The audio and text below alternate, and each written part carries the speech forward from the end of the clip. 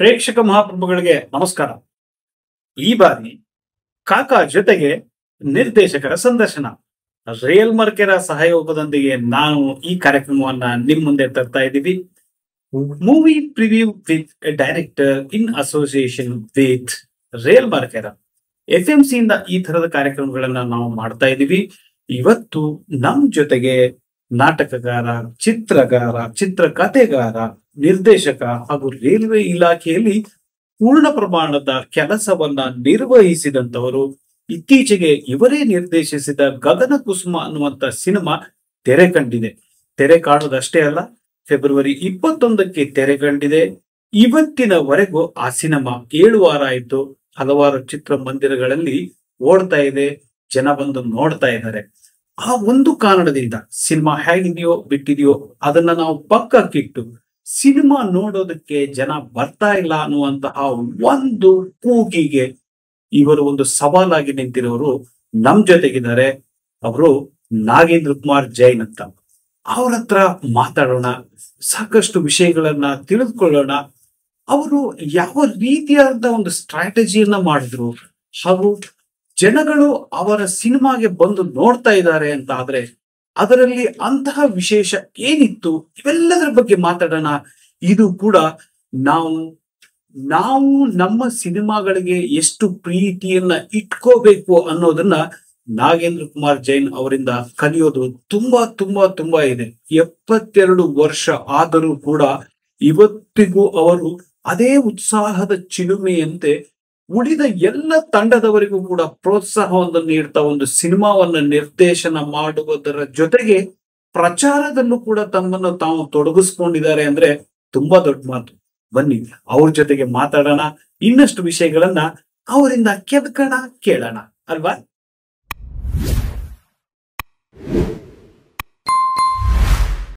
ನಮಸ್ಕಾರ ಸರ್. ನಮಸ್ಕಾರ.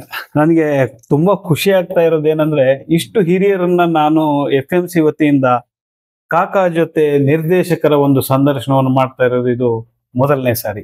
ಯಾಕೆಂದ್ರೆ ನಾವು ಸುಮಾರು ಡೈರೆಕ್ಟರ್ಸ್ ಅವ್ರನ್ನೆಲ್ಲ ನಾವು ಇಂಟರ್ವ್ಯೂಗಳನ್ನೆಲ್ಲ ಮಾಡಿದೀವಿ. ಆದರೂ ಈ ಒಂದು ವಯಸ್ಸಿನಲ್ಲಿ ಅಂದ್ರೆ 72ನೇ ವಯಸ್ಸಿನಲ್ಲಿ ಒಂದು ಸಿನಿಮಾವನ್ನ ನಿರ್ದೇಶನ ಮಾಡಿ ಅದನ್ನ ಪ್ರಚಾರ ಮಾಡಿ ಅದನ್ನ ಜನಕ್ಕೆ ತಲುಪಿಸುವ ನಿಟ್ಟಿನಲ್ಲಿ ನೀವು ಮಾಡ್ತಾ ಇರುವಂತ ಸೇವೆ ತುಂಬಾ ಅಗಾಧ. ನಾವು ಆ ವಯಸ್ಸಿನಲ್ಲಿ ಏನಾಗಿರ್ತೀವೋ ಗೊತ್ತಿಲ್ಲ. ಇಲ್ಲ ಸರ್, ಹೀಗಾಗಿ ನಿಮ್ಮ ಹತ್ರ ತುಂಬಾ ಮಾತಾಡೋದಿದೆ. ಯಾಕೆಂದ್ರೆ ಇಲ್ಲಿ ನೀವು ಏನಾಗುತ್ತೆ ಅಂದ್ರೆ, ಹಳೆಯ ಒಂದು ನಮ್ಮ ಚಿತ್ರರಂಗ ಮತ್ತು ಹೊಸ ಚಿತ್ರರಂಗದ ಬದಲಾವಣೆಗಳು ಅದು ಇದು ಎಲ್ಲ ಸುಮಾರಿದೆ. ಅವೆಲ್ಲ ವಿಷಯದ ಬಗ್ಗೆ ನಾವು ಮಾತಾಡೋಣ. ಮೊದಲನೇದಾಗಿ ನಾನು ನಿಮ್ಗೆ ಕೇಳೋದೇನಂದ್ರೆ, ನೀವು ಹಲವಾರು ದಶಕಗಳಿಂದ ಈ ಧಾರಾವಾಹಿಗಳನ್ನ ಮಾಡ್ಕೊಂಡು ಬಂದಿದ್ದೀರಿ, ಕಿರುಚಿತ್ರಗಳನ್ನ ಮಾಡ್ಕೊಂಡು ಬಂದಿದ್ದೀರಿ. ನೀವು ನೋಡಿದ ಹಾಗೆ ಅಂದು ಮತ್ತು ಇಂದು ಚಿತ್ರರಂಗದ ಹೇಗಿದೆ ಮತ್ತೆ ಹೆಂಗಿರ್ಬೇಕಿತ್ತು? ನಾನು ಸುಮಾರು 45-50 ವರ್ಷಗಳಿಂದ ಈ ಚಿತ್ರರಂಗದ ಬಗ್ಗೆ ನೋಡ್ತಾ ಇದ್ದೀನಿ. ಕಾರಣ ಏಕೆಂದ್ರೆ ನನ್ನ ತಮ್ಮ ಸೂರ್ಯಕುಮಾರ್ ಅಂತ, ಅವನು ಪ್ರೀಮಿಯರ್ ಸ್ಟುಡಿಯೋನಲ್ಲಿ ಸೂಪರ್ವೈಸರ್ ಆಗಿದ್ದ. ಅಲ್ಲಿನ ಬಸವರಾಜ್ ಅಂತ ಹೇಳಿ ಒಬ್ಬರು ಅವರೇ ಇನ್ಚಾರ್ಜು, ಪ್ರೀಮಿಯರ್ ಸ್ಟುಡಿಯೋನ ಮಾಲೀಕರು. ಅವರಿಗೆ ಒಂಥರ ಬಲಗೈ ಬಂಟನಾಗಿದ್ದ.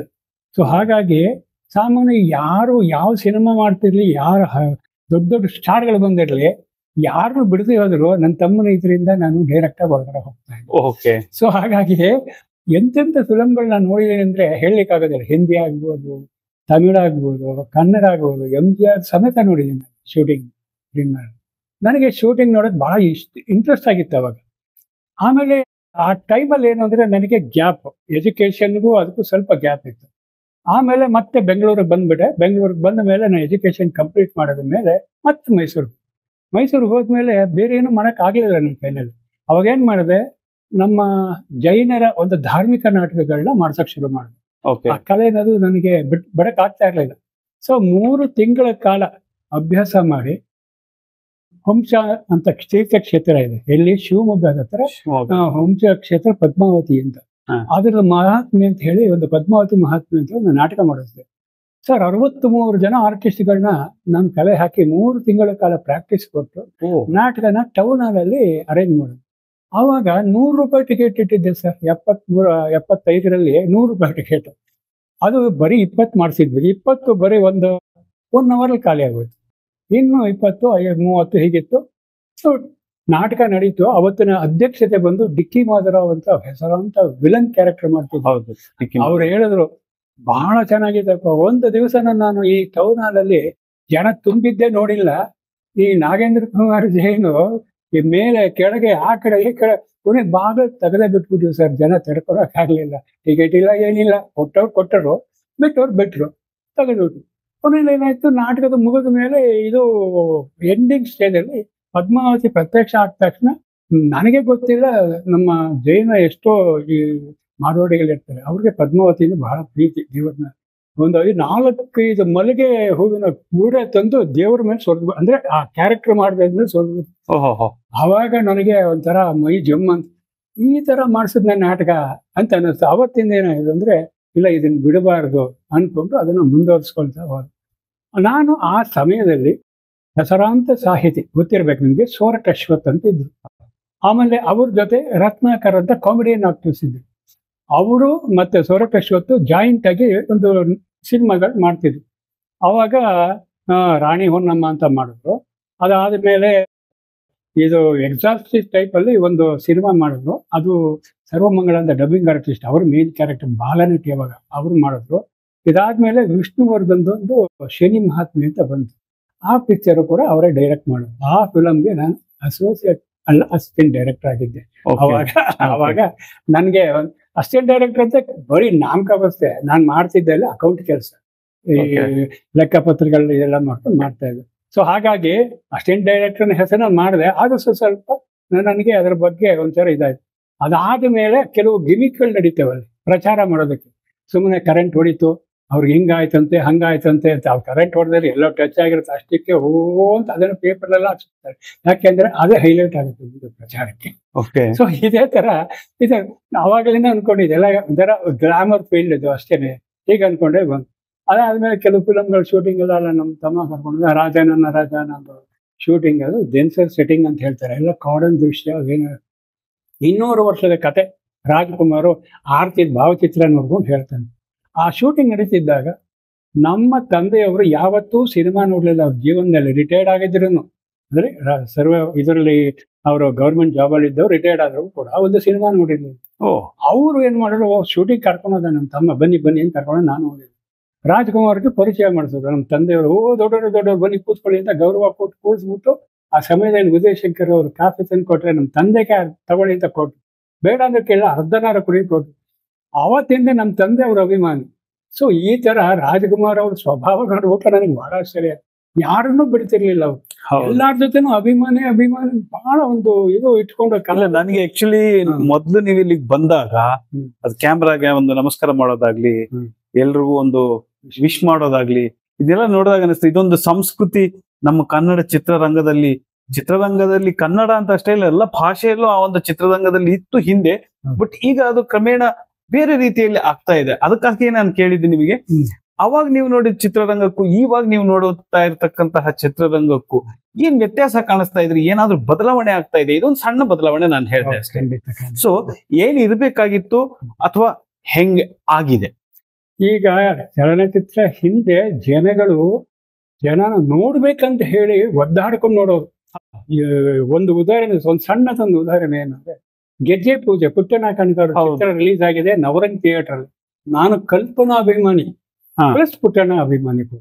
ನಾನೇನ್ ಮಾಡಿದೆ, ಮೊದಲನೇ ದಿವಸನೇ ಯಾರ ಮುಖಾಂತರ 4 ಟಿಕೆಟ್ ತಗೊಂಡು ಜೋಬಲ್ಲಿ ಇಟ್ಕೊಂಡು ನಮ್ಮ ಫ್ರೆಂಡ್ಸ್ಗೋಸ್ಕರ ಕಾಯ್ತಾ ಇದ್ದೀನಿ. ಕ್ರೌಡ್ ಹೆಂಗಸರು ಪೂರ್ತಿ ಜನ ತುಂಬ್ಕೊಂಡ್ಬಿಟ್ಟಿದ್ದಾರೆ ಎಲ್ಲಾ ಕಡೆ. ಯಾರೋ ಬಂದು ಲೇಡೀಸ್ ಟಿಕೆಟ್ ಕೊಡ್ತೀರಾ? ಇಲ್ಲ ಅಲ್ಲ, ಕೊಡಿ, ನಾವು ಸ್ವಲ್ಪ ನೋಡಬೇಕು ಹಾಗೆ. ಅಲ್ಲಲ್ಲ, ನಾನು ನೋಡಕ್ಕೆ ಬಂದಿದ್ದೀನಿ, ನೀವು ನೋಡಿದ್ರೆ 4 ಟಿಕೆಟ್ನ ನಾನು ತಗೊಂಡು ಇಟ್ಕೊಂಡಿದ್ದೇನೆ, ನೀವು ಕೊಡಿ ಹೆಂಗೆ ಕೊಡೋದು ಅಂದ್ರೆ, ದುಡ್ಡು ಜಾಸ್ತಿ ಕೊಡ್ತಿದ್ದೀರಿ. ದುಡ್ಡು ಜಾಸ್ತಿ ಅಲ್ಲ ರೀ, ನಾನು ಬಂದಿರೋ ನೋಡಕ್ಕೆ ಅಂತ. ಅವಳೇನ್ ಮಾಡೋದು, ಕೈನಲ್ಲಿ ದುಡ್ಡು ಎಣಿಸಿದ್ಲು, ಹಿಂಗ್ ಕೈಗೆ ಎನ್ಬಿಟ್ಟು ಜೋಗಿಂದ ಜೋಗಿ ಹೊಟ್ಟೆ ಓದಿದ್ರು ಸರ್ ಹಂಗೆ. ಅಯ್ಯಪ್ಪ, ನನಗೆ ಶಾಕ್ ಆಗೋಯ್ತು. ನನ್ನ ಜೋಬಿಂದ ಟಿಕೆಟ್ ಎತ್ತಿ ಅವಳು ಎಲ್ಲ ಹಾಕೊಂಡು ದುಡ್ಡು ಇಟ್ಬಿಟ್ಟು ಹೊರಟು ಹೋದ್ಲು. ಆ ಕ್ರೇಜ್ ಇತ್ತು ಸಿನಿಮಾದಲ್ಲಿ. ಅದ್ರ ಜೊತೆಗೆ ಯಾವಾಗ ಈ ಥಿಯೇಟರ್ ಅಲ್ಲಿ ನಾವು ಹೋಗಿ ಟಿಕೆಟ್ ತಗೊಳಕ್ಕೆ ದಾರಿ ತಪ್ಪಿದ ಮಗ ಚಿತ್ರದಲ್ಲಿ ಟಿಕೆಟ್ ತಗೊಳಕ್ಕೆ 3 ಗಂಟೆಗೆ ನಿಂತಿದ್ದೀವಿ ಕ್ಯೂನಲ್ಲಿ. ಬರುವಾಗ ನನ್ನ ಪಂಚೆನೆ ಬಿಚ್ಕೊಂಡು ಹೋಗ್ಬಿಟ್ರು ಯಾರೋ. ಬರೀ ಹಾಕೊಂಡು ಮನೇಲಿ ಬಂದು ಬಯಸ್ಕೊಂಡಿದ್ದೆ. 3 ಗಂಟೆ ಬೆಳಗಿನ ಜಾವ ಟಿಕೆಟ್ ಕ್ಯೂ ನಿಂತ್ಕೊಳ್ತಾ ಇದ್ವಿ. ಆ ತರ ಇದ್ದಿದ್ದು. ಈಗ ಟಿಕೆಟ್ನ ನಮ್ಮವರು ಕೆಲವ್ರು ನಾನು ಕೇಳಿದ್ದೀನಿ, ದಯವಿಟ್ಟು ನಾನು ಮಾತ್ರ ಮಾಡಲಿಲ್ಲ. ಗಗನ ಕುಸುಮ ಥಿಯೇಟರ್ ಟಿಕೆಟ್ಗಳನ್ನ ಪರ್ಚೇಸ್ ಮಾಡೋ ಒಂದು ಬೀದಿನಲ್ಲಿ ಜನಗಳನ್ನ ಕರೆದು ಕೊಟ್ಟರು ಜನ. ಕಣ್ಣಾರೆ ನೋಡಿದೆ ನಾನು. ಕೆಲವ್ರು ಮಾಡ್ತಿದ್ದಾರೆ 200-300 ಟಿಕೆಟ್ ತಗೊಂಡು ಅದಕ್ಕೋಸ್ಕರ 2-3 ಜನ ಬಿಟ್ಟು ಟಿಕೆಟ್ಗಳನ್ನ ಕೊಡೋ, ಬನ್ನಿ ಸಿನಿಮಾ ನೋಡಿ ಚೆನ್ನಾಗಿದೆ, ಬನ್ನಿ ಚೆನ್ನಾಗಿ ಟಿಕೆಟ್ ಕೊಟ್ಟರು ಬರ್ತಾ ಇಲ್ಲ ಜನ. ಹಾಗಾಗಿದೆ ಬದಲಾವಣೆ. ನೋಡಿ ಹೀಗೆ ಅದು ಹಾಗೆ.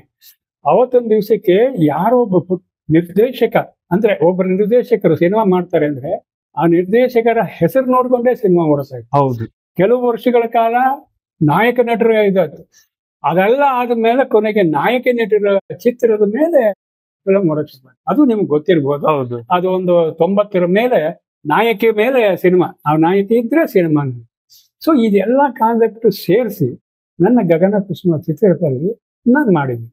ಏನಂತಂದ್ರೆ ಒಬ್ಬ ನಿರ್ದೇಶಕ ಒಂದು ಕನ್ನಡ ಚಿತ್ರರಂಗವನ್ನ ಮೇರು ಪರ್ವತದ ಎತ್ತರಕ್ಕೆ ಕೊಂಡೊಯ್ಯಬೇಕು ಅನ್ನೋ ಒಂದು ಸಾಧನೆಗೋಸ್ಕರ ಎಲ್ಲ ಒಂದು ಕಷ್ಟಪಟ್ಟು ಸಿನಿಮಾಗಳನ್ನ ಮಾಡಿ ಅವರು ಬಹಳ ಹೆಸರುವಾಸಿಯಾಗಿ ಹೊಸ ಕಲಾವಿದರನ್ನ ಸೃಷ್ಟಿ ಮಾಡಿ ಅವರ ಕೈ ಕೆಲಸ ತರಿಸಿ ತುಂಬಾ ಮೆಚ್ಚಿನ ನಿರ್ದೇಶಕ ಪ್ರಭಾಚಂದ್ರನ್ ಅಂತ ಅವ್ರ ಹೆಸರು ಕೊಟ್ಟಿದ್ದೀನಿ. ಅವ್ರೇನ್ ಮಾಡ್ತಾರೆ, ಏನಂದ್ರೆ ಈ ಪತ್ರಿಕೋದ್ಯಮದವ್ರು ಏನ್ ಮಾಡ್ತಾರೆ ಅಂದ್ರೆ ಬಂದ ತಕ್ಷಣ ಅವ್ರ ಕ್ವಶನ್ ಕೇಳೋದೇನು, ನಾಯಕಿಗೂ ನಿಮ್ಗೆ ಏನು ಸಂಬಂಧ, ಇದನ್ನೇ ಕೇಳೋದು ಫಸ್ಟ್. ಬೇರೆ ಏನು ಕೇಳೋದು, ಸಿನಿಮಾ ಬಗ್ಗೆ ಆಮೇಲೆ ಮಾತಾಡ್ತಾರೆ. ನೀವು ಯಾವಾಗ್ಲೂ ಆ ನಾಯಕಿನ ಹಾಕೊಳ್ತೀರಲ್ಲ, ಹಾಗಾದ್ರೆ ಏನು ಸಂಬಂಧ ಅಂತ ಕೇಳ್ತಾರೆ. ಆ ಸಂಬಂಧದ ಪ್ರಶ್ನೆ ಬರೋದಿಲ್ಲ ಅಲ್ಲಿ.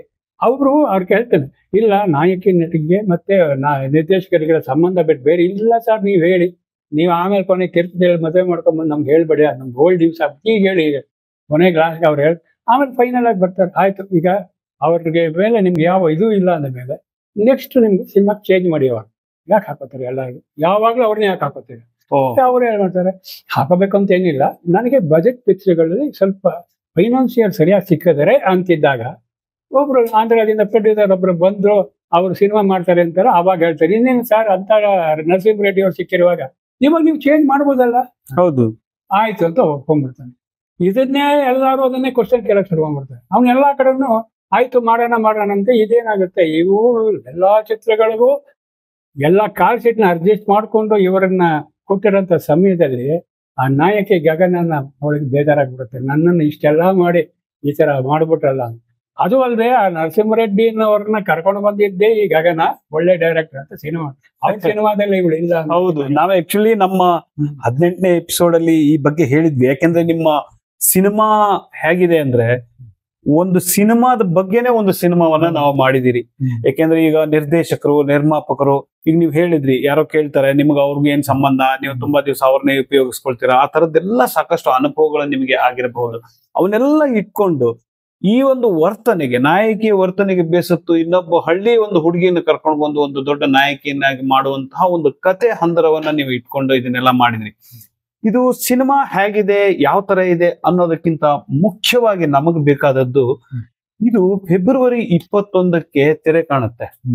ಇವತ್ತು ಸಾಧಾರಣ ಒಂದು 7 ವಾರ ಆಗಿರ್ಬೋದು, ಆದ್ರೆ ಇವತ್ತು ಆ ಸಿನಿಮಾ ನಿಂತಿದೆ. ಇವತ್ತು ನಾವು ಬಹಳಷ್ಟು ಜನ ನಾವು ಹೇಳ್ತಾ ಇದೀವಿ, ಇಲ್ಲಿ ಏನಾಗುತ್ತೆ ಅಂದ್ರೆ ಸಿನಿಮಾ ಮಂದಿರಗಳಿಗೆ ಜನ ಬರ್ತಾ ಇಲ್ಲ ಅಂತ. ನನ್ನ ಕಳೆದ ಎಪಿಸೋಡ್ ಅಲ್ಲಿ ಕೂಡ ಯಶ್ ಅವ್ರು ಹೇಳಿದ ಒಂದು ಮಾತನ್ನ ನಾನು ಹೇಳಿದ್ದೆ, ಯಾಕೆ ಜನ ಸಿನಿಮಾಕ್ಕೆ ಬರ್ತಾ ಇಲ್ಲ ಅಂತ. ಅವ್ರು ಹೇಳಿದ್ರು ಒಂದು ಒಳ್ಳೆ ಕಂಟೆಂಟ್ ಅನ್ನ ಕೊಡಬೇಕು ಅಂತ.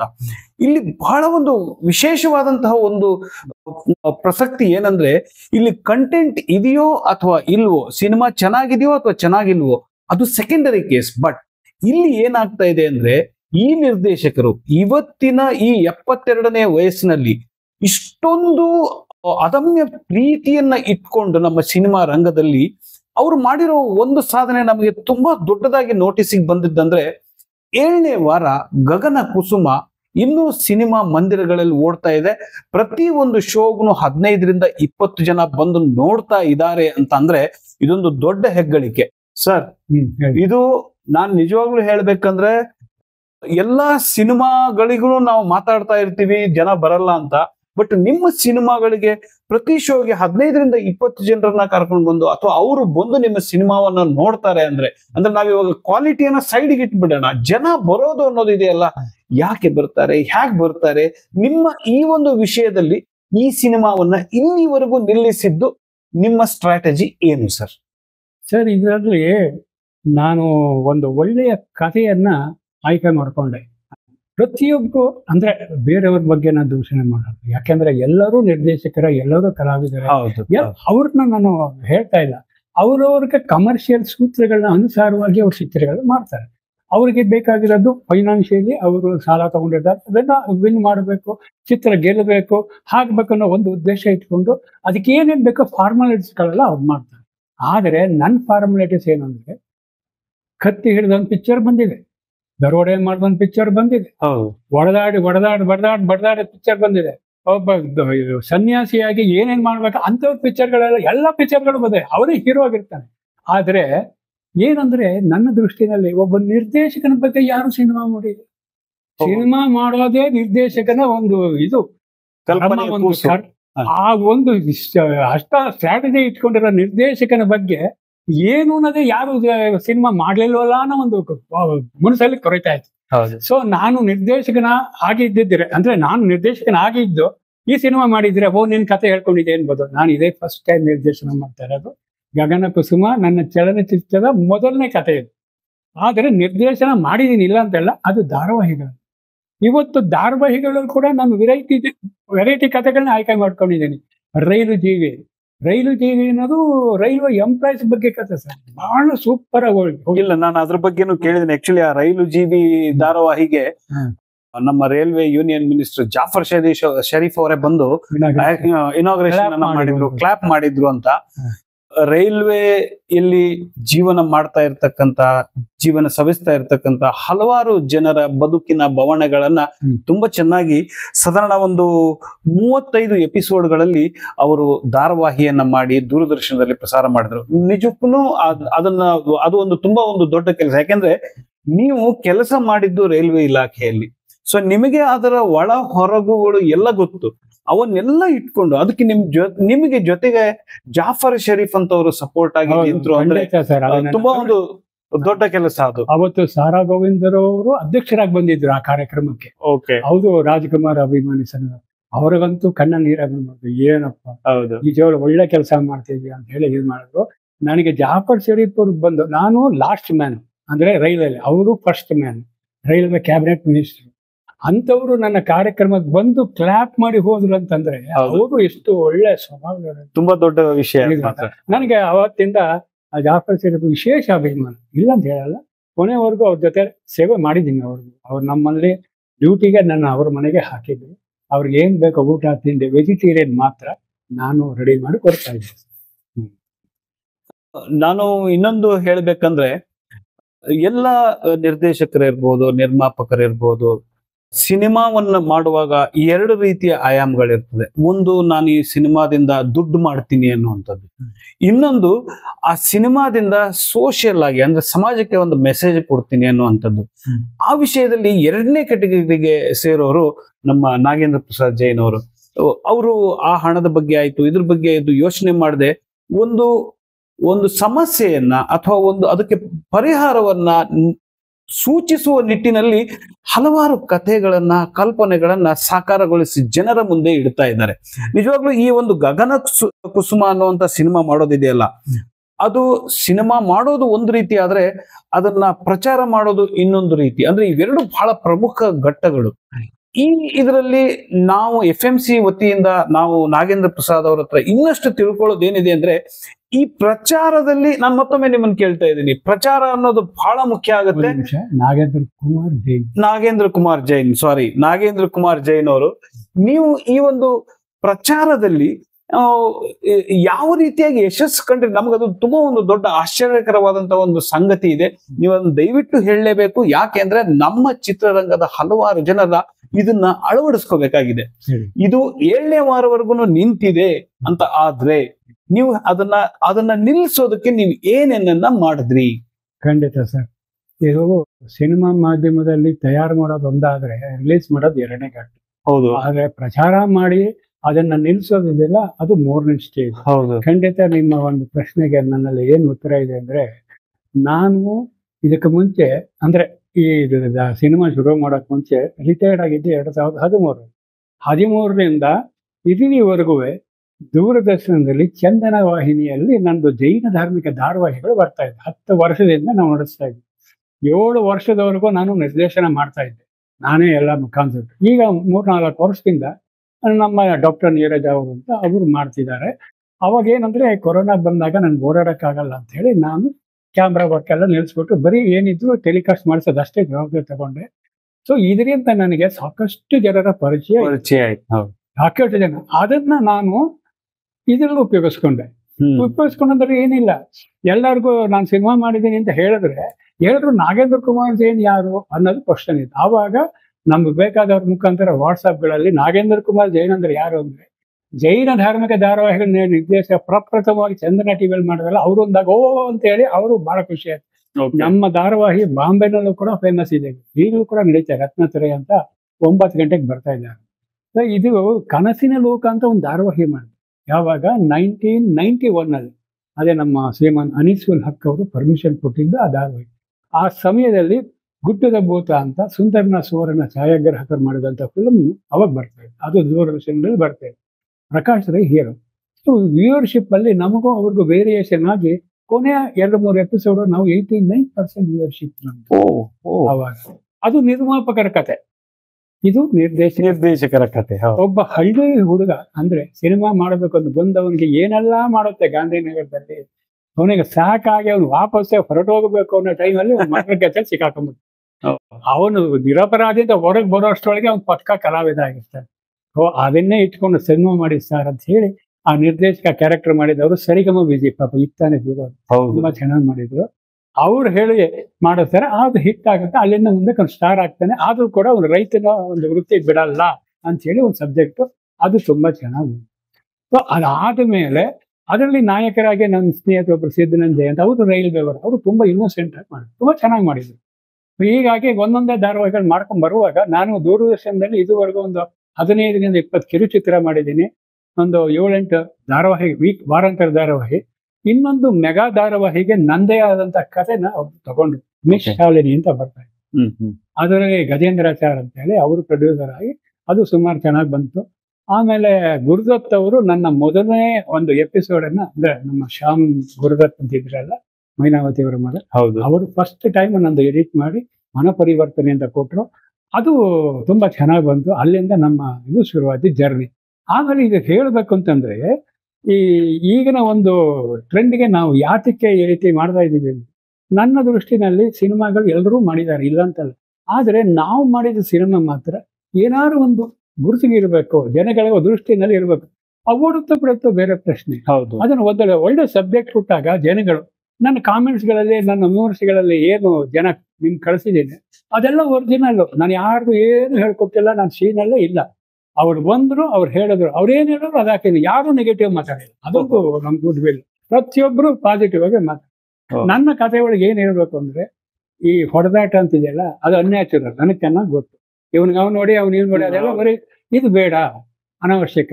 ಆಮೇಲೆ ಡ್ರಿಂಕ್ಸ್ ಇಲ್ಲ, ಸಿಗರೇಟ್ ಇಲ್ಲ, ರಕ್ತಪಾತ ಇಲ್ಲ, ಡಬಲ್ ಮೀನಿಂಗ್ ಇಲ್ಲ, ಹೆಣ್ಣು ಮಕ್ಕಳನ್ನ ಅಶ್ಲೀಲವನ್ನು ತೋರಿಸುವಂತ ಯಾವ ವ್ಯವಹಾರನೂ ಇಲ್ಲ. ಇಂಥದ್ದೊಂದು ಚಿತ್ರ ನಾವು ಮಾಡಿದೀವಿ ಅಂತ ಹೇಳೋದಕ್ಕೆ ನಮ್ಗೆ ಹೆಮ್ಮೆ ಆಗತ್ತೆ. ಅದು ಸಿನಿಮಾ ರಂಗದಲ್ಲಿ ಸಿನಿಮಾ ಕತೆ ತಗೊಂಡು ಸಿನಿಮಾದಲ್ಲೇ ಆ ಫಾರ್ಮಾಲಿಟೀಸ್ಗಳೆಲ್ಲ ಬಿಟ್ಟು ಮಾಡಿದೀವಿ ಅಂತ ಹೇಳೋದು ನಾನು ಸಂತೋಷವಾಗಿ ಹೇಳ್ತೀನಿ. ಇದು ಒಳ್ಳೆ ಚಿತ್ರ ಮಾಡಿದ್ದೀನಿ ಅನ್ನೋ ಒಂದು ಸಮಾಧಾನ.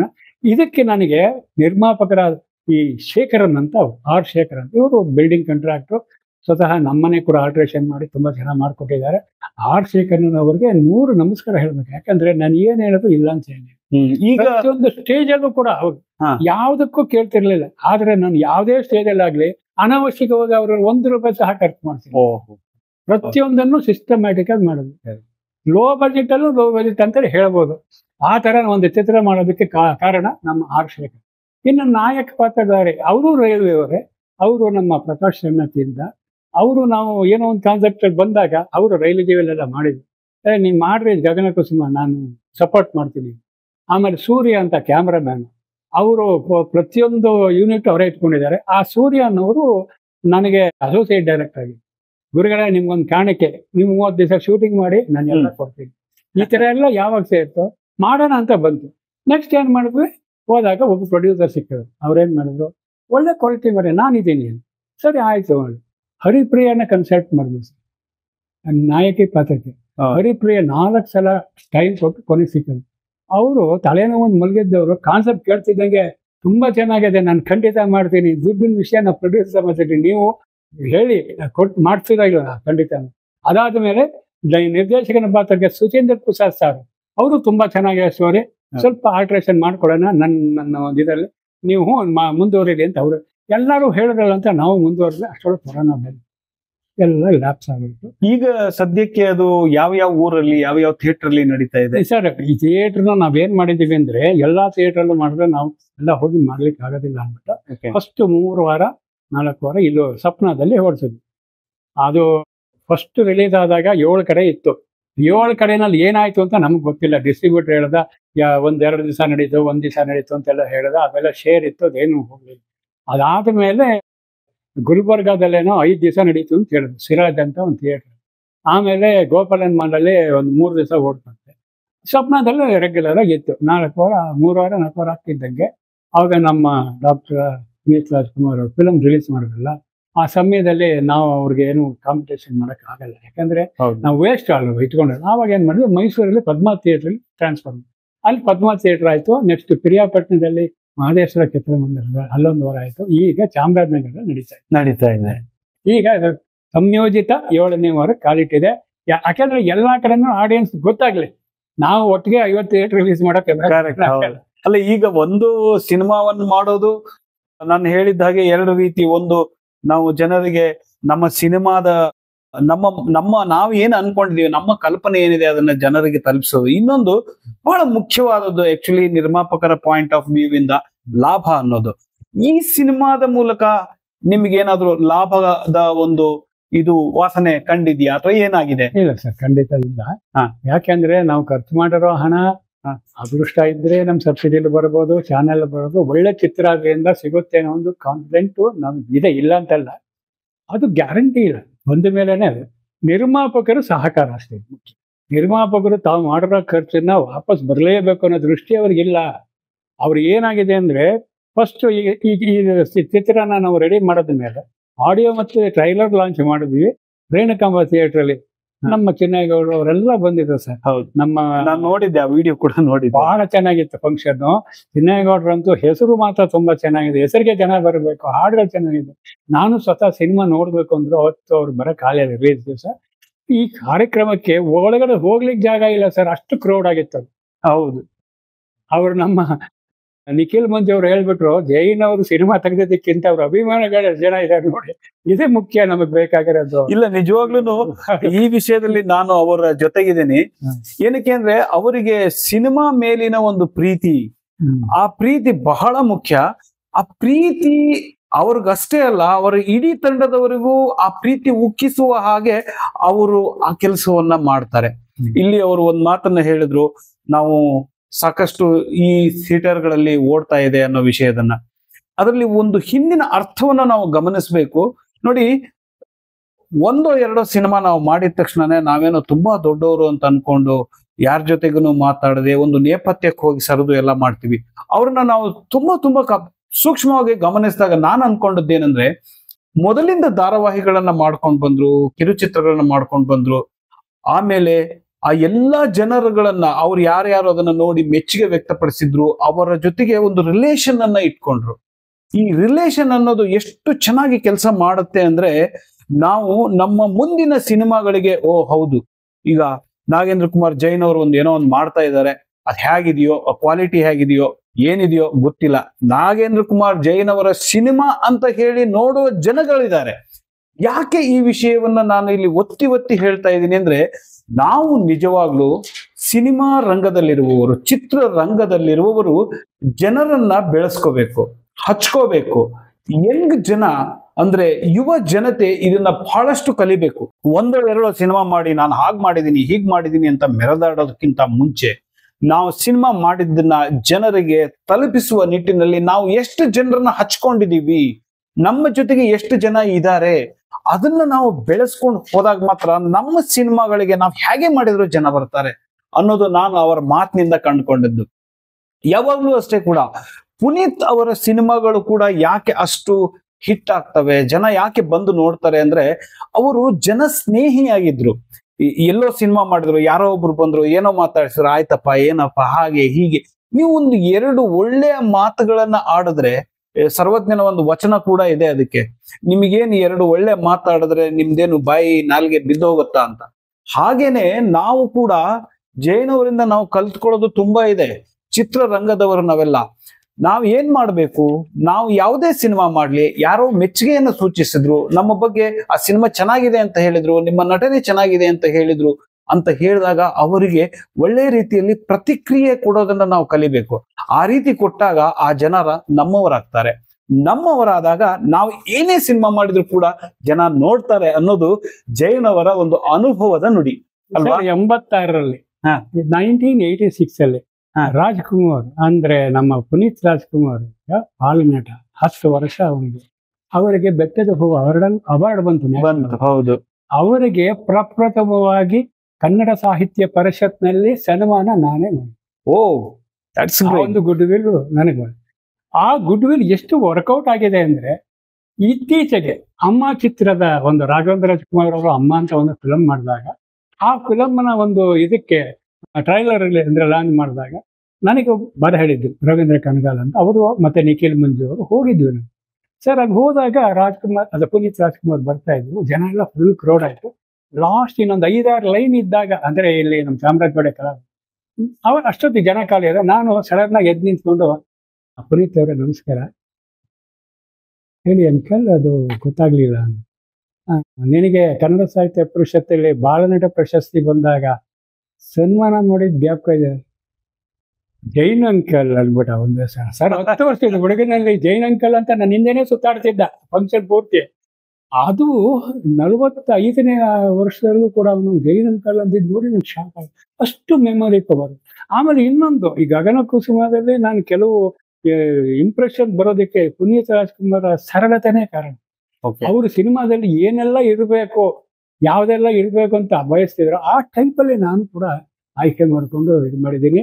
ಒಳ್ಳೆ ಚಿತ್ರನ ಕೊಡಬೇಕು ಅನ್ನೋದು ಒಂದೇ ಉದ್ದೇಶ. ನಮ್ಮ ನಿರ್ಮಾಪಕರಿಗೂ ಅಷ್ಟೇ, ನಮ್ಮ ನಿರ್ದೇಶಕರ ನನಗೂ ಅಷ್ಟೇ, ನಮ್ಮ ನಾಯಕ ನಟದ ಅವರು ಹೇಳೋದು ಒಂದೇ ಮಾತು, ಒಳ್ಳೆ ಚಿತ್ರ ಕೊಡೋಣ, ದುಡ್ಡಿನ ಬಗ್ಗೆ ಯೋಚನೆ ಮಾಡೋದೇ ಬೇಡ. ಎಷ್ಟಾರ ಬರ್ಲಿ, ಕೆರೆಯ ನೀರನ್ನ ಕೆರೆಗೆ ಇಲ್ಲಿ ಬಂದ ದುಡ್ಡು ಅಲ್ಲಿ ಕಟ್ಟಿ, ಅಲ್ಲಿ ಬಂದ್ರೆ ಅಲ್ಲಿ ಕಟ್ಟಿ. ಒಟ್ಟಿನಲ್ಲಿ ಇಡೀ ಕರ್ನಾಟಕ ತುಂಬಾ ಜನಗಳಿಗೆ ವಿಚಾರ ಗೊತ್ತಾ. ನಾವು ರೆಕಾರ್ಡ್ ಮಾಡೋದಕ್ಕೋಸ್ಕರ ಮಾಡ್ತಿಲ್ಲ, ಯಾವುದೇ ಕಾರ್ಯಕ್ರಮ ರೆಕಾರ್ಡ್ ಅಲ್ಲ, ಜನಗಳಿಗೆ ರೀಚ್ ಆಗ್ಬೇಕು. ಸರ್ ಆ ಕ್ರೇಜ್ ನಮ್ಗಿಲ್ಲ. ಯಾಕೆ ಅಂತೀರೋ, 10 ಜನ ಬರ್ಲಿ, 10 ಜನದಲ್ಲಿ 10 ಜನವೂ ನೀವು ಚೆನ್ನಾಗಿದೆ ಅಂತ ಹೇಳಿದಾಗ ಮನ್ಸಿಗೆ ಎಷ್ಟು ಖುಷಿ ಆಗತ್ತೆ. ನಾವು 100 ಜನನ ಟಿಕೆಟ್ ತಗೊಂಡೋಗಿ ಕೊಡಿಸ್ಬಿಟ್ಟು ಅವ್ನು ಸಿಗರೇಟ್ ತಗೋಬೇಡಿ ಸೇರ್ಕೊಂಡು ಕಾಲ್ ಮೇಲೆ ಕಾಳು ಹಾಕೊಂಡು ಅರ್ಧ ಪಿಕ್ಚರ್ ಎದ್ದು ಹೋದಾಗ ಮನ್ಸಿಗೆ ಎಷ್ಟು ಹಿಂಸೆ. ಅದು ಬೇಡ. ಹೌದು, ಯಾರನ್ನು ಅರಿತಿ ಬಿಡೋದು ಬೇಡ. ಜನ ದುಡ್ಡು ಕೊಟ್ಟು ಇಬ್ರು ಬಂದ್ರು ಸರ್ ಸ್ವಪ್ನದಲ್ಲಿ, ಎಂತ ಮಾತಾಡಿದ್ರು ಪ್ರೇಕ್ಷಕರು ಅಂದ್ರೆ ಟಿಕೆಟ್ ಕೊಡಲ್ಲ ಅಂತ ಅವ್ನು ಕೌಂಟರ್ನಲ್ಲಿ. ಯಾಕೆಂದ್ರೆ ಇವರು ಸ್ವಲ್ಪ ಡ್ರಿಂಕ್ಸ್ ಮಾಡಿ ಬಂದವ್ರೆ, ಅವ್ರಿಗೆ ಒಳಗಡೆ ನಾನು ಹೇಳಿದೆ ದುಡ್ಡು ಕೊಟ್ಟು ಬಂದಿದ್ದಾರೆ, ಕೊಡಿ ಪರವಾಗಿಲ್ಲ. ಇಲ್ಲ ಸರ್ ಅವರು ಸ್ವಲ್ಪ ನಿಜ ಮಾಡ್ಬಿಡ್ತಾರೆ. ಏನಾರ ಮಾಡ್ಕೊಳ್ಳಿ, ನಿಮ್ಗೆ ಯಾಕೆ. ಅವನ ಕನ್ನಡ ಚಿತ್ರವನ್ನ ನಾವು ಕನ್ನಡ ಚಿತ್ರಮಂದಿರದಲ್ಲಿ ನೋಡ್ಬೇಕು ಅಂತ ಬಂದಿದ್ವಿ, ಕೊಡ್ರಿ ಟಿಕೆಟ್ ಅಂತ. ಆ ಮಾತು ಕೇಳಿದ್ಮೇಲೆ ಯಾರು ತರಿಸಿದ್ದಾರೆ ಕೊಡಿ. ನಾನು ಹೇಳಿದೆ ಕೊಡಿ, ಅದೇನು ಮಾಡಲ್ಲ. ಒಂದು ನೀಟ ಪಿಕ್ಚರ್ ನೋಡ್ಕೊಂಡು ಹೋಗುವಾಗ ಥ್ಯಾಂಕ್ ಯು ಸರ್ ಚೆನ್ನಾಗಿದೆ ಅನ್ಕೊಂಡು ಹೋಗುದು. ಕೊನೆವರೆಗೂ ಇದ್ದ ಅವನು. ಅದೇ ತರ ಪ್ರಿಯಾಪಟ್ಟಣದಲ್ಲಿ ಸರ್ ಸೇಮ್ ನಮ್ ದೊಡ್ಡಣ್ಣ ಅವ್ರ ಹೈಟು ವೆಯ್ಟ್ ಎಲ್ಲ ಹಂಗೆ ಇದೆ. ಸಫಾರಿ ಹಾಕೊಂಡು ಒಬ್ಬರು ಕೂರ್ಗೀಸ್ ಗೋಣಿ ಸಫಾರಿ ಹ್ಯಾಟ್ ಹಾಕೊಂಡಿದ್ದಾರೆ, ಸಫಾರಿ ಹಾಕೊಂಡಿದ್ದಾರೆ, ನೀಟಾಗಿ ಒಂಥರ ಜೆಂಟಲ್ಮ್ಯಾನ್, ಮಿಲಿಟರಿ ಮ್ಯಾನ್ ಇದೆ. ನನ್ನನ್ನೇ ಕೇಳೋದು ಏನ್ ಫಿಲಮ್ ಇಲ್ಲಿ, ಗಗನ ಕುಸುಮ ಕನ್ನಡ ಫಿಲಮ್ ಚೆನ್ನಾಗಿದೆ ಅಂದ್ರೆ ಅಂದ್ರು. ನನ್ನ ಫಿಲಮ್ನ ನಾನು ಹೇಳಲೇಬೇಕಲ್ವಾ, ಚೆನ್ನಾಗಿದೆ ಸರ್, ಆದರೆ ನೀವು ನೋಡಿ ಅಭಿಪ್ರಾಯ ಹೇಳ್ಬೇಕು ಅಂತ ಅಂದ್ಬಿಟ್ಟು ಅವ್ರು ಬಾಲ್ಕನಿ ಹೋಗಿ ಕೂತ್ಕೊಂಡ್ರು. ನೋಡಿದ್ರು ಫಿಲಮ್ ಮುಗಿದ ಮೇಲೆ ಕೆಳಗಡೆ ವಾಚ್ಮನ್ ಹತ್ರ ಗೇಟ್ಗೆ ಬರುತ್ತೆ, ತುಂಬಾ ಚೆನ್ನಾಗಿದೆ ಫಿಲಮ್ ರೀ, ಫಸ್ಟ್ ಕ್ಲಾಸ್ ಆಗಿದೆ. ಸರ್ ಡೈರೆಕ್ಟ್ರ್ ಅಲ್ಲೇ ಇದ್ದಾರೆ ಸರ್ ನೋಡಿ. ನನ್ನ ಹತ್ರ ನೀವು ಡೈರೆಕ್ಟ್ರು ಕಂಗ್ರ್ಯಾಚುಲೇಷನ್ ರೀ, ಯಾವ ಒಂದು 10 ವರ್ಷದ ಮುಂಚೆ ತೆಗೆದಿದ್ರೆ ನೀವೆಲ್ಲ ಹೋಗ್ಬಿಡ್ತಾ ಇದ್ರೆ. ಇಲ್ಲ, ನಿಮ್ಮ ಗಗನ ಕುಸುಮ ಸಿನಿಮಾದ ಬಗ್ಗೆನೂ ಕೂಡ ಒಳ್ಳೆ ಕಲ್ಪನೆಗಳನ್ನ ಇಟ್ಕೊಂಡಿದ್ದೀರಿ, ಒಳ್ಳೆ ಕಥೆಗಳನ್ನ ರಚನೆ ಮಾಡ್ತಾ ಇದ್ರಿ. ಬಟ್ ಸಣ್ಣ ಹುಡುಗ ಸಣ್ಣ ಮಾತು ಅಂತ ಅನ್ಕೊಂಡಾದ್ರೂ ಒಂದು ಸಣ್ಣ ಸಜೆಷನ್ ಏನಂದ್ರೆ, ಹೇಳಿ ಸರ್. ಒಂದು ಕ್ವಾಲಿಟಿ ಅನ್ನೋದೇನಿದೆ ಇವತ್ತಿನ ಮಟ್ಟದಲ್ಲಿ ಟೆಕ್ನಿಕಲಿ ತುಂಬಾ ಅಪ್ಗ್ರೇಡ್ ಆಗ್ಬಿಟ್ಟಿದೀವಿ ನಾವೆಲ್ಲ. ಈ ಕ್ಯಾಮ್ರಾ ಇರ್ಬೋದು, ಎಡಿಟಿಂಗ್ ಇರ್ಬೋದು, ಇವೆಲ್ಲ ಇರ್ಬೋದು. ಇದರಲ್ಲಿ ಇನ್ನೂ ಒಂದ್ ಸ್ವಲ್ಪ ಬೇಕಾಗಿತ್ತು ಅಂತ ನನಗೆ ಗಗನ ಕುಸುಮದಲ್ಲಿ ಅನಿಸ್ತು. ಅದು ಆಗೋದಕ್ಕೆ ಏನಾದ್ರೂ ಅಡೆತಡೆಗಳು ಖಂಡಿತ ಇದು. ಆ ವಿಷಯದ ಬಗ್ಗೆ ಅದು ಯಾತಕ್ಕೆ ಹಾಗಾಯ್ತು ಅಂದ್ರೆ, ನಾವು ಸಿನಿಮಾ ನೋಡೋ ಲೆವೆಲ್ ಅಲ್ಲಿ ಇದ್ದವರು ಸಿನಿಮಾ ಮಾಡ್ತೀವಿ ಅನ್ನೋ ಲೆವೆಲ್ ಬರೋದಕ್ಕೆ ಇವತ್ತಿನ ಚಿತ್ರರಂಗದ ಅವಸ್ಥೆನೇ ಕಾರಣ. ಯಾಕೆ ಅಂದ್ರೆ ಚಿತ್ರರಂಗದಲ್ಲಿ ಸಿನಿಮಾ ಮಾಡೋದು ಯಾವ್ದು ರಿಲೀಸ್ ಆಗತ್ತೆ ಅನ್ನೋ ಗ್ಯಾರಂಟಿ ಯಾರಿಗೂ ಇಲ್ಲ. ಹೌದು. ಅಂತದ್ರಲ್ಲಿ ನಾವು ಮಾಡಿದೀವಿ, ಥಿಯೇಟ್ರು ಇತ್ತು, ಥಿಯೇಟ್ರು ಸಿಕ್ತು, ಎಲ್ಲ ಮಾಡ್ತಂದ್ರೆ ನಮ್ಮ ಪುಣ್ಯ. 10-20 ಜನ ಬರ್ತಾ ಇರೋದು ಇನ್ನೂ ದೊಡ್ಡ ಪುಣ್ಯ. ಹೌದು. ಸೊ ಈ ತರ ಮಾಸ ಜನ ಬಂದು ಕ್ರೌಡ್ ಆಗಿ ಹೌಸ್ಫುಲ್ ಬೋರ್ಡ್ ಹಾಕಿ ಆ ಸಮಯದಲ್ಲಿ ಆಗಿದ್ರೆ ಖಂಡಿತ ನಾವು ಸಿನಿಮಾ ನೋಡ್ಬೋದೇ ಹೊರತು ಸಿನಿಮಾ ಮಾಡ್ತೀವಿ ಅಂತ ಖಂಡಿತ ಕನಸಲ್ಲೂ ನಿಲ್ಸಕ್ ಆಗ್ತಿರ್ಲಿಲ್ಲ. ಇವತ್ತು ಎಷ್ಟೋ ಜನ ನಿರ್ದೇಶಕರು ಅಂದ್ರೆ ನಮ್ ತರನೇ ಇರ್ಬೋದು, ಇಲ್ಲ ಇನ್ ಸ್ವಲ್ಪ ಒಂದ್ ಹೆಜ್ಜೆ ಮುಂದೆ ಇರೋ ಆ ನಿರ್ದೇಶಕರುಗಳೆಲ್ಲ ಜೀವನದಲ್ಲಿ ಒಂದು ಚಿತ್ರ ಮಾಡಿ ನಾನು ನಿರ್ದೇಶಕ ಆಗ್ಬೇಕು ಅಂತ ಹೊರಟವರೆಲ್ಲ ಇವತ್ತು ಆಗಿದ್ದಾರೆ. ಕಾರಣ ಏನಂದ್ರೆ ನಮ್ಮ ಅವಸ್ಥೆ ಇವತ್ತೇನ್ ಅವಸ್ಥೆ ಆಗಿದೆ. ಜನ ಬರ್ದೇ ಇರೋದು, ಥಿಯೇಟರ್ ಆಗಿರೋದು, ಮಧ್ಯಮ ವರ್ಗದ ಕಲಾವಿದರುಗಳು ಏನೂ ಮಾಡಕ್ಕಾಗದೆ ಸುಮ್ಮನೆ ಕೂತಿರೋದು, ಇವೆಲ್ಲ ಏನಾಗಿದೆ, ಹೊಸಬರಿಗೆ ಒಂದು ಅವಕಾಶ ಸಿಗ್ದಂಗಾಗಿದೆ. ಅದನ್ನ ಅವ್ರು ಉಪಯೋಗಿಸ್ಕೊಳ್ತಿದ್ದಾರೆ. ಒಂದೇ ಶೋ ಇದೆ, ಒಂದೇ ಒಂದು ಶೋ ಓಡಿಸು. ನಾವು ಗಗನ ಕುಸುಮ ರಿಲೀಸ್ ಆದ ಥಿಯೇಟರ್ ಅಲ್ಲಿ ಒಂದೇ ಒಂದು ಶೋ, ಹೊಸ ಪಿಕ್ಚರ್ ಒಂದು ಶೋಗೆ ಹೊರಟಿದೆ. ಅವ್ರೇನು ಅಂದ್ರೆ ನಾವೊಂದು ಬರ್ತಿಗೆ ಮಾಡಿದ್ವಿ. ಬಟ್ ಆ ಥರದ್ದು ಹುಚ್ಚಿಲ್ಲ. ಬಟ್ ಒಂದು ಒಳ್ಳೆ ಚಿತ್ರ ಕೊಡ್ಬೇಕನ್ನೋದು ಒಂದೇ ಒಂದು ಉದ್ದೇಶ ಇತ್ತು, ಮಾಡಿದ್ವಿ. ಅದಕ್ಕೋಸ್ಕರ ನಾವು ಮಾಡುವಂಗಿದ್ರೆ ಇಲ್ಲೇ ಸಾಕು, ಒಂದು ವಾರ ಮುಗಿಸ್ಕೊಂಡು ನಾವು ಟಾಟಾ ಮಾಡ್ಬೋದಾಗಿತ್ತು. ನಮ್ಗೆ ಹಂಗಲ್ಲ, ಇದೆಲ್ಲರಿಗೂ ತಲುಪಬೇಕು. ಅದಕ್ಕೋಸ್ಕರ ಒಂದೊಂದು ಊರಲ್ಲೂ ನಾವು ಹೋಗಿ ಹಾಕ್ತಾ ಇದೀವಿ. ಫಸ್ಟ್ ಒಂದ್ 2-3 ದಿವಸ 20-25 ಜನ ಬರ್ತಾರೆ. ಶನಿವಾರ ಭಾನುವಾರ 30-40 ಜನ ಬರ್ತಾರೆ, ಸಾಕು. ಈ ಆಡಿಯನ್ಸ್ ಅವರೆಲ್ಲ ಪಕ್ಕ ಆಡಿಯನ್ಸು. ನಮ್ಮ ಗಗನ ಕುಸುಮ ಹೆಸರು ಕೇಳಿ ಕನ್ನಡ ಅಂತ ಅನ್ಕೊಂಡು ಬಂದಿದಾರಲ್ಲ ನಿಜವಾದ ಪ್ರೇಕ್ಷಕರು, ಸುಮ್ನೆ ಕಾಟಾಚಾರಕ್ಕೆ ಬಂದವರು. ಸೊ ಆ ಒಂದು ನಿಜವಾದ ಪ್ರೇಕ್ಷಕರು ನಮ್ಮ ಸಿನಿಮಾ ನೋಡಿದ್ದಾರೆ ಅನ್ನೋದೇ ಒಂದು ಸಂತೋಷ. ಅಲ್ಲಿ ಏನಾಗತ್ತೆ ಅಂದ್ರೆ ಅದಕ್ಕಿಂತ ಬೇರೆ ನಮ್ಗೆ ಇಷ್ಟಲ್ಲದೆ ಹೋಗೋರು ನಮ್ಮನ್ನು ಕರೆದು ಕಾಮೆಂಟ್ ಮಾಡಿದಾರಲ್ಲ, ಅದು ನಮ್ಗೆ ಏನೋ ಅನ್ಸ್ಬಿಡೆ. ನಾನು ಇಷ್ಟು ತುಂಬಾ ಲೇಟ್ ಅಂತ ಹೇಳಿದ್ರು ಎಲ್ರುವೆ, ಆ ಲೇಟ್ ಆಗಿದ್ದಕ್ಕೆ ನಾವು ಬಂದಿದ್ದು ಒಂದು. ಇಲ್ಲಾಂದ್ರೆ ನಾವು 60-55 ಬರಕ್ ಆಗ್ತಿರ್ಲಿಲ್ಲ ಸಿನಿಮಾದಲ್ಲಿ. ಹೌದು. ಈಗ ಆಕ್ಚುಲಿ ನೀವು ನಿಮ್ಮ ಶ್ರದ್ಧೆ, ನಿಮ್ಮ ಪ್ರೀತಿ ಇದೆಲ್ಲವನ್ನ ನೋಡಿದಾಗ ನೀವು ಸಿನಿಮಾದ ಬಗ್ಗೆ ಎಷ್ಟು ಪ್ರೀತಿ ಇದೆ ಅನ್ನೋದು ಗೊತ್ತಾಗತ್ತೆ. ಆದ್ರೆ ಈ ನಡುವೆ ಹಲವಾರು ಕಲಾವಿದರುಗಳು ಆ ಪ್ರೀತಿಯನ್ನ ತೋರಿಸ್ತಾ ಇಲ್ಲ. ಈಗ ಎಕ್ಸಾಂಪಲ್ ಅಂದ್ರೆ ನಿಮ್ಗೆ ಕೆಲವರು ಸಿನಿಮಾಗಳನ್ನ ಮಾಡ್ತಾರೆ, ಪ್ರಚಾರಕ್ಕೆ ಬರೋದಿಲ್ಲ. ಕೆಲವರು ಸಿನಿಮಾಗಳನ್ನ ಮಾಡಿ ಆದ ಮೇಲೆ ಸಿನಿಮಾಗಳನ್ನು ನೋಡೋದಿಲ್ಲ. ಆಮೇಲೆ ಇನ್ನು ಕೆಲವರಿಗೆ ಆ ಸಿನಿಮಾ ಮಾಡಿದ ಮೇಲೆ ಒಂದು ಈಗೋ ಅನ್ನೋದು ಸ್ಟಾರ್ಟ್ ಆಗ್ಬಿಡುತ್ತೆ. ಹೌದಪ್ಪ, ನಾನು ಆಕ್ಟರ್, ನಾನು ಅದು, ನಾನು ಇದು ಅಂತ. ಅವೆಲ್ಲದರ ಮಧ್ಯದಲ್ಲಿ ನೀವು ಒಂದು ಸಪರೇಟ್ ಆಗಿ ಎದ್ದು ನಿಲ್ತೀರಾ. ಯಾಕೆ ಅಂತ ಹೇಳಿದ್ರೆ, ನೀವು ಒಂದ್ ಮಾತು ಹೇಳಿದ್ರಿ, ಒಂದು ಥಿಯೇಟರ್ ನಲ್ಲಿ ಒಬ್ರು ಬಂದ್ರು, ಅಲ್ಲಿ ಪಕ್ಕದಲ್ಲಿ ನಿಂತ್ಕೊಂಡು ನಾನು ಹೇಳ್ದೆ ಅವ್ರಿಗೆ, ಅವ್ರು ಕೇಳಿದ್ರು ನನಗೆ, ಅದಾದ್ಮೇಲೆ ಚೆನ್ನಾಗಿದೆ ಅಂದ್ರು, ಬಂದು ನಿಮಗೆ ಕೇಳಿದ್ರು ಅಂತ. ನೀವು ಅಷ್ಟೇ ಸ್ಥಿತಪ್ರಜ್ಞರಾಗಿ ಇರ್ತೀರಲ್ಲ, ಆ ತರದ್ದು ಒಂದು ಗುಣ ಈ ನಡುವೆ ಯುವಕರಲ್ಲಿ ಬರ್ತಾ ಇಲ್ಲ. ಅದಕ್ಕೆ ನಾನ್ ನಿಮ್ಮಲ್ಲಿ ಕೇಳೋದೇನೆಂದ್ರೆ, ಹೊಸ ಪೀಳಿಗೆಯ ಈ ಸಿನಿಮಾ ಮೇಕರ್ಸ್ ಗಳಿಗೆ ನಿಮ್ಮ ಸಲಹೆ ಏನು? ನಿಮ್ಮ ಅನುಭವದ ಸಲಹೆ ಏನು? ನನ್ನ ಒಂದು ಸಲಹೆ ಕೊಡೋದಾದ್ರೆ, ಸಿನಿಮಾ ಅನ್ನೋದು ಜನಗಳಿಗೆ ಬರೀ ಒಂದು ರಿಲ್ಯಾಕ್ಸೇಷನ್ ಮೂಡ್ ಅಲ್ಲ, ಒಂದು ಮೆಸೇಜ್ ಇರುತ್ತೆ ಅದರಲ್ಲಿ. ಅವರಾಗ್ಬೋದು, ಅವ್ರ ಮಕ್ಕಳಾಗ್ಬೋದು, ಅವರ ಕುಟುಂಬದವರಾಗ್ಲಿ, ಅದನ್ನ ಮೆಸೇಜ್ ಅನ್ನೋದನ್ನ ಅವರು ಅಡಾಪ್ಟ್ ಮಾಡ್ಬೇಕಾದ್ರೆ ಅವ್ರು ಯೋಚನೆ ಮಾಡ್ಬೇಕು 3 ಸಲ. ಬರೀ ಇದನ್ನೇ ನೋಡ್ಕೊಂಡು ನಾವು ಮಾಡ್ತಾ ಇದ್ರೆ, ಅಂದ್ರೆ ಫಾರ್ಮಾಲಿಟೀಸ್ ಇದೆಯಲ್ಲ, ಏನಿರ್ಬೇಕು, 2 ಫೈಟ್ ಇರ್ಬೇಕು, 2 ಅದಿರ್ಬೇಕು, 2 ಲವ್ ಸಾಂಗ್ ಇರ್ಬೇಕು, ನೀರಲ್ಲಿ ಮುಡಬೇಕು, ಎದ್ದೇಳ್ಬೇಕು, ಅದೆಲ್ಲ ಮುಖ್ಯ ಅಲ್ಲ. ಮೇಯ್ನ್ ಆಗಿ ಏನು ಅಂದ್ರೆ, ಜನಗಳ ಜೀವನದಲ್ಲಿ ಅಡಾಪ್ಟ್ ಮಾಡ್ಕೊಂಡು ಅದರಿಂದ ಅವರು ಸಂತೋಷ ಪಟ್ಟು ಒಂದೇನಾದ್ರೂ ಬದಲಾವಣೆ ಅವ್ರ ಜೀವನದಲ್ಲಿ ಆದ್ರೆ, ಅಂದ್ರೆ ಆ ಸಿನಿಮಾ ನೋಡಿ ಬದಲಾವಣೆ ಆದ್ರೆ, ಅದು ಅವರ ಸಿನಿಮಾ ಮಾಡಿದ್ದಕ್ಕೂ ಸಾರ್ಥಕ. ನೋಡಿ, ಪ್ರೀತಿ ಪ್ರೇಮ ಅನ್ನೋದು ಇವತ್ತಿಂದಲ್ಲ.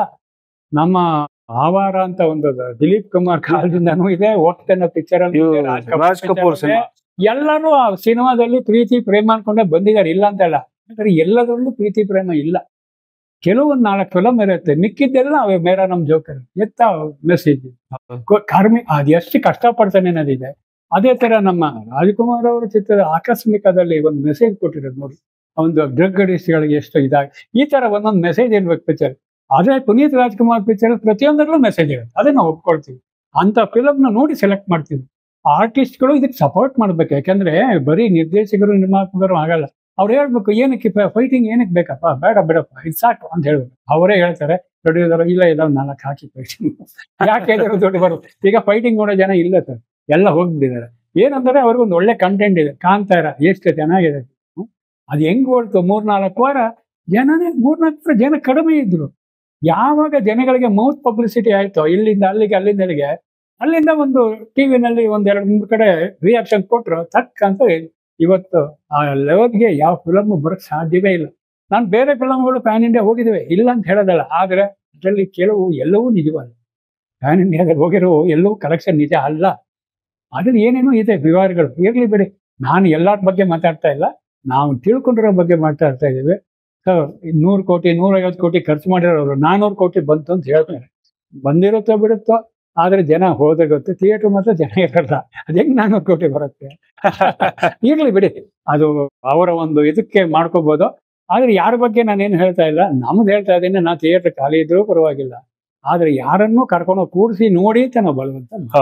ಅವ್ರಾಗೆ ಬರಬೇಕು, ಅವ್ರಾಗೆ ನೋಡ್ಬೇಕು. ಅವರು ಹೋಗುವಾಗ ಏನಾದ್ರು ಒಂದು ಮಾತು ಒಳ್ಳೆ ಮಾತಾಡಿದಾಗ ಬೇಡ, ಅವ್ರು ಇರೋ ನೆಗೆಟಿವ್ ಪಾಯಿಂಟ್ ಹೇಳಿ. ಇದುವರೆಗೂ ಯಾರು ನೆಗೆಟಿವ್ ಪಾಯಿಂಟ್ ಹೇಳಿಲ್ಲ. ಕೆಲವರು ಒಂದಿಬ್ರು ಏನ್ ಹೇಳೋದಂದ್ರೆ, ನೀವು ಹೀರೋಯಿನ್ ಅಲ್ಲಿ ಇನ್ನೂ ಸ್ವಲ್ಪ ಒಳ್ಳೆ ಗ್ಲಾಮರ್ ಏನೋ ತಗೋಬೇಕಿತ್ತು. ನಾನು ಹೇಳಿದೆ, ಹೀರೋಯಿನ್ ಗ್ಲಾಮರ್ ಅನ್ನೋ ಪ್ರಶ್ನೆ ಬರೋಲ್ಲ. ಯಾಕೆಂದ್ರೆ ಗಗನ ಕ್ಯಾರೆಕ್ಟರ್ ಬಂದು ಸೂಪರ್ ಸ್ಟಾರ್ 40 ಪಿಕ್ಚರ್ ಮಾಡಿದ್ದಾಳೆ ಅಂತ ಅಂದಾಗ ಅವಳ ಏಜ್ 45 ಇದ್ದೇ ಇರುತ್ತೆ. ಎರಡನೇ ಅವಳು ಇಂಟ್ರೊಡ್ಯೂಸ್ ಮಾಡಿದ್ದೀವಿ, ಅವಳಿಗೆ 25 ವರ್ಷ. ಮೂರನೇ ಅವಳು ಕುಂದಾಪುರ ಪದ್ಮ ಮಾಡಿದ್ರೆ ಚಿಕ್ಕ ಹುಡುಗಿ. ಸೊ ಹಾಗಾಗಿ ಏಜಿಗೆ ಒಂದನ್ನ ಲೆಕ್ಕ ಹಾಕಿಲ್ಲ. ಕ್ಯಾರೆಕ್ಟರ್ ಮಾಡಬೇಕಾದ್ರೆ ಈಗ ಇವರಿಬ್ಬರಿಗೂ ಹಾಡಿದೆ. ಯಾರಿಗೆ? ಕುಂದಾಪುರದ ಒಂದು ಕ್ಯಾರೆಕ್ಟರ್ ಮಾಡಿದವಳಿಗೂ ಆ ಕುಸುಮ ಪಾತ್ರಧಾರಿಗೂ ಹಾಡುಗಳಿದಾವೆ. ಇಬ್ಬರಿಗೂ ಒಂದೊಂದು ಹಾಡು ಕೊಟ್ಟಿದ್ದೀನಿ. ಅದೇ ಗಗನಿಗೆ ಹಾಡಿಲ್ಲ. ಯಾಕೆಂದ್ರೆ ಅವಳು ಎಕ್ಸ್ಪೀರಿಯನ್ಸ್ ಆರ್ಟಿಸ್ಟ್, ಅವಳಿಗೆ ಮರ ಸುತ್ಸೋದೆಲ್ಲ ಮಾಡಿಲ್ಲ. ಬರೀ ಟ್ಯಾಲೆಂಟ್ ಅಷ್ಟೇ ಅವಳಲ್ಲಿರುವಂತ ರಿವೆಂಜ್ ಕ್ಯಾರೆಕ್ಟರ್ ಹೆಂಗ್ ತಗೋತಾಳೆ ಅವಳು ನಿರ್ದೇಶಕನ ಮೇಲೆ, ಆ ಒಂದು ರಿವೆಂಜೇ ಅಲ್ಲಿ ಪ್ಲಸ್ ಪಾಯಿಂಟ್. ತುಂಬಾ ಚೆನ್ನಾಗಿ ಮಾಡಿದ್ದಾರೆ ಅವರು. ಆ ಕ್ಯಾರೆಕ್ಟರ್ ನೋಡ್ತಾ ಇದ್ರೆ ನಮ್ಗೆ ಒಂದ್ ಸ್ವಲ್ಪ ಕಣ್ಣಲ್ಲಿ ಎಂಡಿಂಗ್ ಅಲ್ಲಿ ಕ್ಲೈಮ್ಯಾಕ್ಸ್ ಕೆಲವ್ರು ಹೇಳ್ಬೇಕು ಕಸ್ತೂರಿ ನಿವಾಸ ತರ ಬಂದಿದೆ. ತುಂಬಾ ಚೆನ್ನಾಗಿದೆ ಆ ಎಂಡಿಂಗ್, ಕಣ್ಣಲ್ಲಿ ನೀರ್ ಬಂದ್ಬಿಡ್ತು ನಮ್ಗೆ. ಇಲ್ಲ, ತುಂಬಾನೇ ಖುಷಿ. ಏನಂದ್ರೆ ಜನಗಳು ಅದನ್ನ ಅಕ್ಸೆಪ್ಟ್ ಮಾಡ್ತಾ ಇದ್ದಾರೆ ಅನ್ನೋದು ಒಂದ್ರ ಕಡೆ ಆದ್ರೆ, ನಿಮ್ಮ ಸಿನಿಮಾ ಪ್ರೀತಿ ಇನ್ನೊಂದು ಕಡೆಗೆ.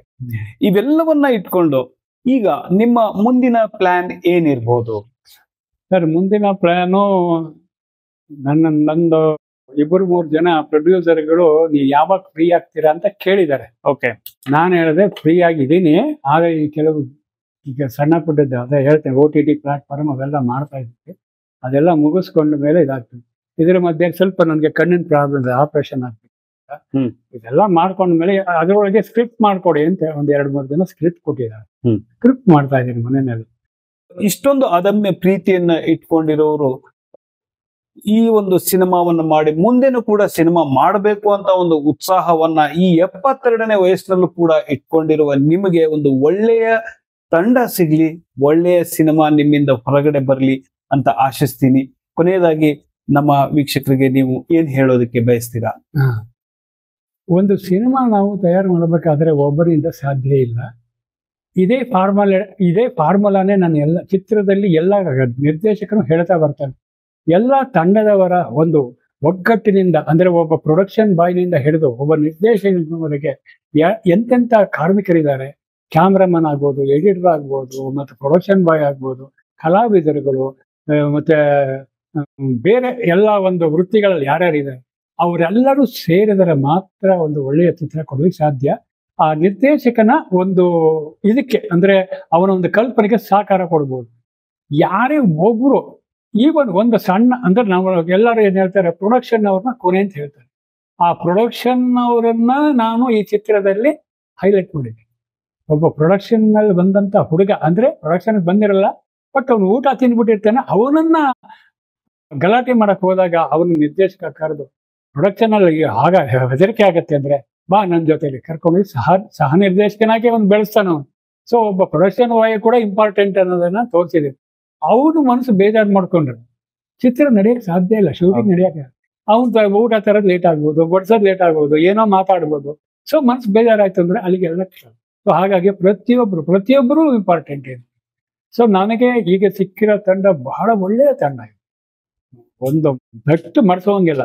ನಿರ್ದೇಶಕನ ಪಾತ್ರಧಾರಿ, ಮತ್ತೆ ಗಗನ ಪಾತ್ರಧಾರಿ, ಕುಸುಮ ಪಾತ್ರಧಾರಿ, ಮತ್ತೆ ಕುಂದಾಪುರ ಪದ್ಮ ಹರಿಣಿ ಅಂತ, ಆಶಾ ಅಂತ ಹೇಳಿ ಇವರು, ಕಾವ್ಯ ಪ್ರಕಾಶ್ ಅಂತ, ಪ್ರತಿಯೊಬ್ಬರೂ ಇನ್ವಾಲ್ವ್ಮೆಂಟ್, ಎಲ್ಲರೂ ಇನ್ವಾಲ್ವ್ ಆಗಿದ್ದಾರೆ.